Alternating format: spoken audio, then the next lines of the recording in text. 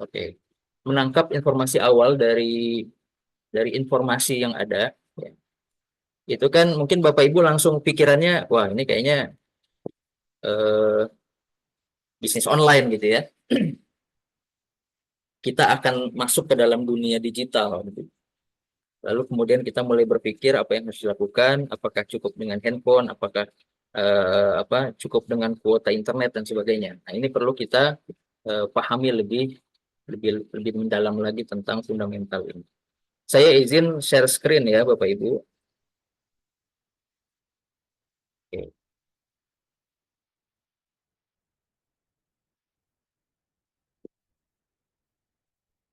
Oke, sudah muncul? Sudah muncul ya.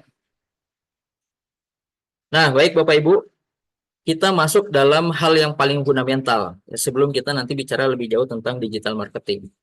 Nah, apa aja hal yang menjadi hal yang fundamental ya sebelum kita memulai bisnis, apalagi kalau bisnis kita mau mau besar, mau maksimal, maka kita mau tidak mau suka tidak suka kita harus masuk ke dalam dunia digital. Tapi kita harus paham dulu karena ada banyak salah paham. Apa aja salah pahamnya? Kebanyakan kita mungkin masih salah paham ya tentang digital marketing. Kadang-kadang kita berpikir digital marketing itu ya sebatas posting aja. Kita punya jualan, misalkan kita jualan apa ya? Contoh jualan seblak gitu ya. Supaya bisa main digital marketing, terus kemudian kita upload foto seblak kita sambil dengan ditambah kata-katanya, yang mau pesan seblak bisa hubungi saya gitu ya. Nah, kebanyakan kita berpikir bahwa digital marketing itu sebatas posting jualan, sebatas posting jualan. Nah, ini yang mungkin kesalahpahaman pertama ya yang kebanyakan kita yang ingin memanfaatkan digital. Pertanyaan menarik ya yang sebenarnya saya kalau bisa dua arah enak, tapi disimpan saja pertanyaan. Sudah berapa tahun Bapak Ibu semua pakai platform Facebook? Facebook lah, pasti umumnya Facebook. Kira-kira udah berapa tahun? Saya yakin pasti lebih dari 5 tahun. Atau mungkin saja lebih dari 10 tahun. Kira-kira selama 5 tahun, 10 tahun itu sudah berapa juta rupiah kita dapat dari aktivitas kita bersosial media? Nah, itu kan pertanyaan kan? Nah, kebanyakan kita manfaatin platform digital atau sosial medianya itu ya sebatas begitu aja, posting lagi piknik, posting gitu ya. Atau katakanlah kita mau jualan, posting jualan. Tapi ternyata tidak bisa menghasilkan uang. Ini kesalahan pertama. Kesalahan yang kedua, Bapak Ibu, kita sebatas jualan aja di sosmed tadi, posting-posting jualan aja. Karena digital marketing ini tidak hanya sebatas jualan di sosmed. Ini kesalahpahaman kedua ya. Oke, kita lanjut saja. Kesalahpahaman yang ketiga yaitu kita menganggap bahwa yang namanya digital marketing itu adalah sebatas tentang Facebook Ads, IG Ads, atau TikTok Ads, atau Google Ads gitu ya. Atau kita beriklan dengan bayar bayar Facebook untuk bisa menyebarluaskan konten jualan kita atau bagaimana. Nah, itu kesalahan ketiga. Jadi kita menganggap bahwa yang namanya digital marketing itu ya sebatas iklan di Facebook dan ternyata tidak cukup hanya itu. Oke, sekarang kita biar sama-sama memahami ya, biar kita clear apa sih sebenarnya digital marketing itu. Ya, digital marketing itu Bapak Ibu sekalian, itu sebenarnya gini, kalau kita eh, apa? Ini kalau beberapa diantaranya kata Wikipedia ya, itu sebenarnya aktivitas promo, aktivitas promosi, apakah itu brand ataukah produk fisik ataukah jasa gitu ya, yang dilakukan melalui media digital. Diantaranya membutuhkan jaringan internet. Jadi kalau misalkan termasuk diantaranya TV digital itu sebenarnya digital marketing. Ya. Atau misalkan bahkan termasuk radio digital itu sekarang kan sudah ada ya di HP kita tuh sebenarnya ada fitur radio, cuman udah jarang dipakai. Itu pun sama begitu. Jadi sebenarnya itu digital marketing. Jadi tidak sebatas posting, tidak sebatas jualan di sosial media, tidak sebatas iklan, tapi adalah seluruh aktivitas promosi. Jadi makanya sebenarnya belajar digital marketing nggak cukup dalam waktu 1 jam, 2 jam, 1 hari, 2 hari, bahkan bisa jadi nggak cukup sebulan. Jadi memang membutuhkan proses. Insya Allah dengan bisnis bareng.com kita akan membersamai proses itu. Oke, pertanyaannya kenapa kita harus masuk dalam dunia digital marketing? Ini kan jadi tanda tanya. Mungkin Bapak Ibu beberapa di antaranya udah nggak kebayang lah digital marketing mah mau ngapain begitu ya. Pakai sosial media aja, Facebook doang, itu pun paling kalau misalkan ada foto bareng cucu misalkan ya, foto bareng anak diposting gitu supaya enjoy. Apa yang harus Kenapa harus kita masuk dalam dunia digital marketing? Nah, ini penting ya sebagai fundamental.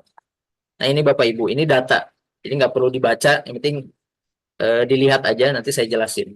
Jadi secara singkat, Bapak Ibu sekalian, ini hasil riset terbaru awal tahun 2024.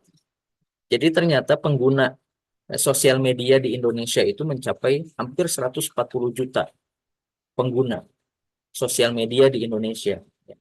Artinya, kalau kita punya jualan, ya, kita punya produk yang kita jual, kita hanya bisa menjangkau di satu kampung kita aja. Kita bisa ngitung omset kita paling berapa sehari. Tapi kalau kita bisa masuk dalam dunia digital, kita bisa mengakses banyak orang di banyak tempat. Ya, nanti saya buka sedikit rahasianya. Ini pengguna sosial media di Indonesia mencapai hampir 140 juta. Ini angka yang sangat dahsyat. Jadi beberapa detailnya ya, ini diantaranya misalkan rata-rata setiap hari orang Indonesia itu menghabiskan waktu untuk bermain sosial media berapa jam gitu ya, kurang lebih sekitar 3 jam. Bahkan eh, di bagian yang lain, di part yang lain tentang riset orang Indonesia itu bisa sampai 7 jam dia bermain sosial media. Yang paling besar itu adalah TikTok. Jadi orang Indonesia itu paling paling kuat berlama-lama itu nge-scroll video-video TikTok ya, yang kadang-kadang nggak jelas juga videonya ya. Nah, ini data Bapak Ibu. Nah, ini data berdasarkan rentang usia. Jadi ternyata usia 25 sampai 34 tahun ini rentang terbesar ya pengguna sosial media. Orang-orang yang senantiasa intens bermain sosial media. Beberapa alasan kenapa sih orang-orang Indonesia itu bermain sosial media? Ya, ini aja untuk mengisi waktu luang gitu ya. Kemudian untuk bisa berinteraksi dengan teman, dengan saudara, itu beberapa alasan-alasan kenapa orang Indonesia itu senantiasa berinteraksi dengan sosial media. Jadi banyak Bapak Ibu sekalian. Jadi kita ini bukan sekedar angka ya. Kita harus bisa melihat ini sebagai sebuah data bahwa kalau kita ingin menyasar mereka, gimana caranya kita bisa mempromosikan produk kita kepada orang-orang yang lagi main sosial media karena alasan sedang mengisi waktu luang, coba. Gimana kira-kira strateginya? Mungkin Bapak Ibu sebenarnya secara tidak sadar, Bapak Ibu bisa melakukan cara seperti saya lakukan. Mungkin Bapak Ibu sedang tidak sengaja lagi main sosial media, tiba-tiba dapat flyer saya gitu. Dapat flyer, ada foto saya dan foto Coach Novan. Kemudian ngeklik lah gitu ya karena tertarik dengan iklannya, dengan kontennya. Itu adalah salah satu cara Bapak Ibu untuk kita bisa memanfaatkan beberapa reason masyarakat Indonesia menggunakan sosial media. Nah, kita bisa menyentuh mereka. Nanti ada beberapa trik-triknya, mungkin tidak malam ini, tapi di kelas-kelas berikutnya. Nah, ini beberapa platform. Ya, platform WhatsApp itu terbesar ya, kemudian Instagram, Facebook, TikTok. Nah, ini Bapak Ibu bisa lihat ya datanya. Jadi kita nanti bisa memilih dari platform mana, kita menggunakan platform mana untuk bisa mengoptimalkan bisnis kita. Nah, jadi Bapak Ibu, secara singkatnya begini. Kenapa kita harus masuk dalam digital marketing atau dalam dunia digital? Alasan yang pertama adalah karena lebih murah. Dengan budget iklan 50.000, kita bisa mendapatkan puluhan atau mungkin bahkan bisa lebih leads yang bisa kita jangkau. Leads itu mungkin bisa dibilang calon prospek ya. Orang yang mulai ngintip-ngintip tertarik dengan produk kita, dengan iklan kita, dengan promosi kita. Dan itu sangat murah dibandingkan kita harus promosi dengan cara full offline, ya, full offline dengan budget yang mungkin sangat besar, atau bahkan kita bikin cetak flyer gitu ya. Mungkin sekarang bikin flyer satu rim aja udah berapa, apalagi full color gitu ya. Artinya dengan digital marketing ini kita bisa mengatur budget kita untuk promosi produk kita. Kemudian yang kedua, terukur Bapak Ibu. Ini penting, kenapa? Karena kita bisnis. Semua bisnis kalau ingin besar dan berkembang, maka syaratnya adalah kita bisa mengukur progres dari bisnis yang kita jalani. Setiap angka-angka itu bisa kita ukur. Karena nanti di digital itu semua ada dashboard. Dari promosi kita, berapa orang yang terjangkau oleh iklan kita, berapa orang yang melihat konten promosi kita, berapa orang yang mengklik ya, atau call to action ya, mengklik button atau tombol supaya dia bisa lebih dalam lagi melihat program kita atau produk kita. Kemudian dia berapa orang yang membaca iklan produk kita, itu semua ada datanya dan bisa kita lihat dalam dashboard digital gitu. Jadi sangat terukur. Coba kalau Bapak Ibu sekalian misalkan cetak brosur satu rim, kemudian Bapak Ibu pergi ke misalkan promosi ke jamaah masjid, kalau habis Jumatan kita sebar brosur begitu ya. Habis Jumatan kita sebar brosur. Kadang-kadang kita juga nggak tahu tuh udah berapa lembar brosur yang keluar. Dan kita nggak pernah tahu, nggak bisa ngukur dari katakanlah 100 brosur yang kita sebar, berapa orang yang baca brosurnya, kita nggak pernah tahu. Jadi itu mah tebar jala aja konsepnya begitu ya. Nah, itu bedanya Bapak Ibu. Jadi bedanya antara digital dengan non digital atau offline, kita bisa ngukur di digital karena semua ada dashboardnya, ada angka-angkanya. Kita bisa ngukur semuanya. Jadi kalau kita nyebarin iklan menjangkau 100 orang, kita bisa tahu dari 100 orang itu yang baca iklan kita berapa orang. Dari yang baca iklan kita, berapa orang yang ngeklik tertarik dengan produk kita. Berapa orang yang udah mulai proses transaksi, berapa orang yang udah bayar, itu semua kelihatan. Ya. Dan bukan hanya terukur Bapak Ibu, yang ketiga itu adalah tertarget. Kalau kita contoh tadi sebar brosur atau kita misalkan pergi ke tempat kerumunan orang, kita agak sulit ya untuk bisa membuat target market yang jelas pada saat itu, karena kita nggak bisa langsung tahu profil orang itu gitu. Tapi kalau di digital kita bisa.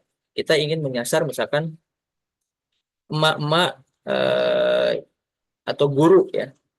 Kita ingin menyasar para guru misal. Kita bisa mentarget guru. Bahkan kita bisa mentarget orang yang lagi, misalkan kita lagi tadi Pak Ilham ya, kalau dari Surabaya.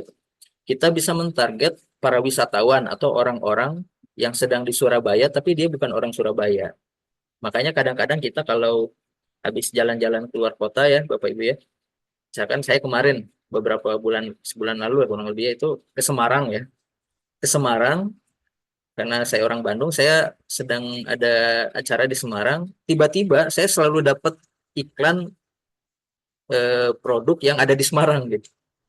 Jadi artinya mereka sedang mentarget saya karena dianggap sebagai wisatawan. Jadi sangat bisa tertarget. Kemudian jangkauan luas. Nah ini yang menarik nantinya akan sangat berkaitan dengan apa yang akan disampaikan oleh pelatih kita, oleh mentor kita, Coach Nokwan Nurwanto. Nah ini jangkauan yang luas, ini Bapak Ibu sekalian, kita bisa memaksimalkan digital ini sebagai sarana untuk menjangkau promosi produk kita. Mungkin kalau kita selama ini jualan offline, kita akan fokus hanya bisa, bukan fokus, hanya bisa menjual ke orang-orang yang ada di sekitar rumah kita aja. Tapi dengan digital, kita bisa menjangkau yang lebih luas. Ya tentu kalau udah masuk dalam dunia digital, ya sayang kalau kita hanya menjangkau lokasi yang kecil, yang dekat saja, sayang. Tapi justru dengan digital bahkan kita bisa menjangkau di luar Indonesia. Jadi kalau Bapak Ibu yang punya cita-cita punya bisnis mancanegara ya, yang levelnya internasional, digital cocok banget karena kita misalkan mau punya market, mau punya customer di mana, di Thailand misal, dengan digital sangat mungkin. Apalagi kalau kita kan sekarang udah mudah ya, kita bikin konten iklan, tolong buatkan iklan atau copywriting promosi tentang produk herbal misal. dengan bahasa Thailand. Minta ke ini ChatGPT atau AI, itu udah bisa banget. Jadi sekarang sangat mudah dengan digital. Nah, ini apa saja yang perlu kita siapkan Bapak Ibu? Yang pertama, mindset ya. Ini adalah hal yang paling mendasar dan paling utama yang harus Bapak Ibu siapkan, soal mindset. Soal mindset ini penting, terutama growth mindset, supaya kita bisa tumbuh.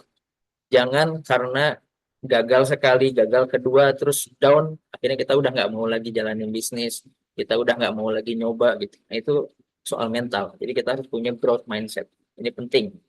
Semua bisnis, ya, apalagi dalam digital. Kemudian ada beberapa skill set ya yang harus Bapak Ibu kuasai kalau memang mau terjun secara penuh ke digital. Oke, yang pertama skill traffic. Skill traffic itu salah satunya adalah bagaimana cara beriklan ya Bapak Ibu. Iklan Facebook, iklan Instagram, iklan apa TikTok atau Google Ads gitu ya. Ini skill traffic. Bagaimana kita bisa mendatangkan traffic yang banyak ke toko kita atau ke halaman produk kita. Kemudian skill yang kedua adalah skill conversion. Artinya orang yang sudah tertarik dengan produk kita, gimana caranya dia bisa closing jadi customer.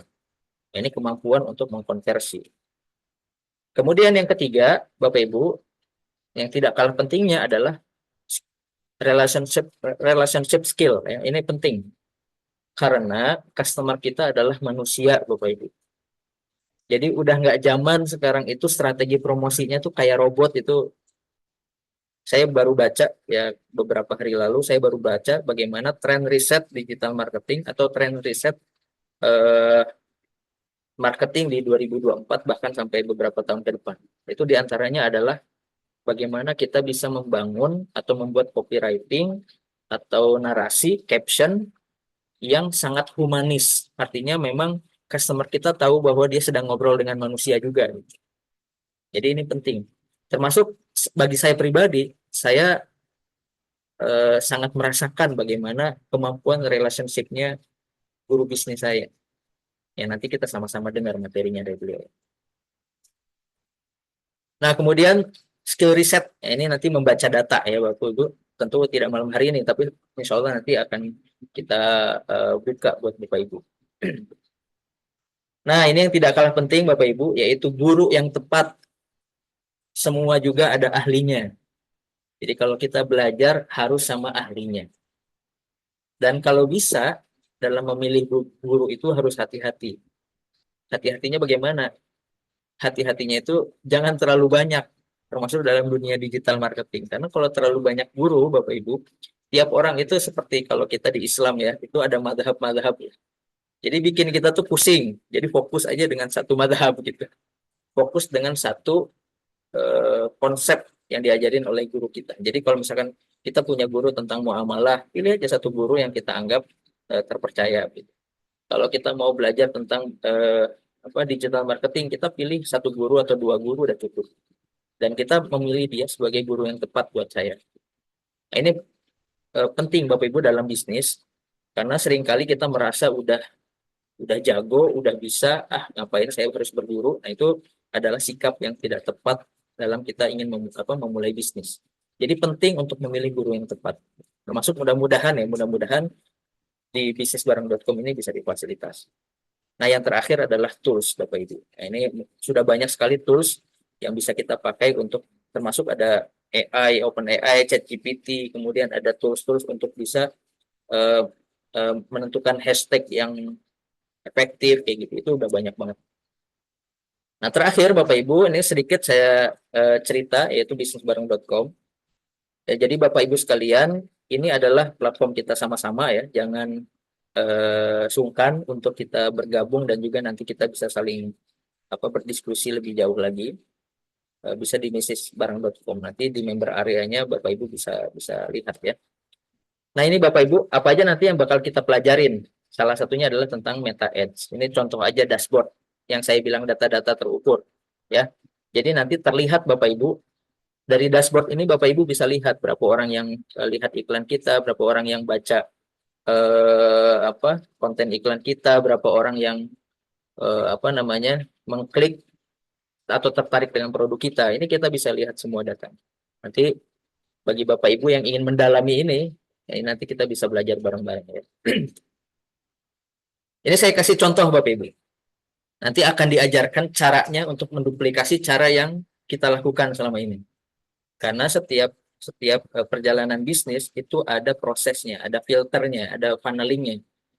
Dari orang yang awalnya tidak tahu, kemudian jadi tahu, orang yang tahu jadi tertarik gitu ya. Orang yang tertarik kemudian dia akhirnya memutuskan untuk membeli produk kita. Nah, itu proses funneling. Jadi proses funneling itu penting sekali Bapak Ibu. Itu harus kita desain. Proses funneling ini diantaranya, ini saya kasih contoh ya Bapak Ibu ya. Ini dashboard dari hasil program kelas kita malam hari ini. Ini saya anggap bukan jualan ya, karena kalau jualan saya kasih harga yang tinggi aja gitu. Tapi ini saya anggap ini bukan jualan. Tapi ini saya ingin buka pada Bapak Ibu supaya jadi salah satu pola yang akan kita nanti sama-sama belajar. Ini kurang lebih nggak nyampe seminggu ya, bulan Agustus aja. Berarti sekitar berapa? 5 hari ya, sekitar 5-6 hari loh. Dari kita memanfaatkan digital marketing dengan sarana digital marketing ini kita bisa untuk program kelas kita aja malam hari ini dari apa bayar kelas Bapak Ibu ini terkumpul kurang lebih sekitar 1,5 juta, nggak nyampe seminggu. Dan ini angka yang bisa dibilang sebenarnya ini nggak niat bisnis sebenarnya, karena kalau bisnis saya kasih harga mahal aja karena materinya daging semua nanti dari Coach Novan. Jadi kalau dibilang ini belum bisnis aja udah segini, nggak nyampe seminggu. Jadi dengan memanfaatkan digital marketing kita bisa memperbesar potensi omset kita. Nah, yang terakhir, Bapak Ibu,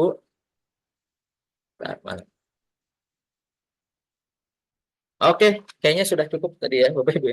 Itu saya spill dikit-dikit supaya nanti Bapak Ibu kebayang bagaimana memanfaatkan digital dengan untuk bisnis kita semua nanti ke depan. Oke, insya Allah dari saya cukup itu sebagai pembuka materi yang sesungguhnya.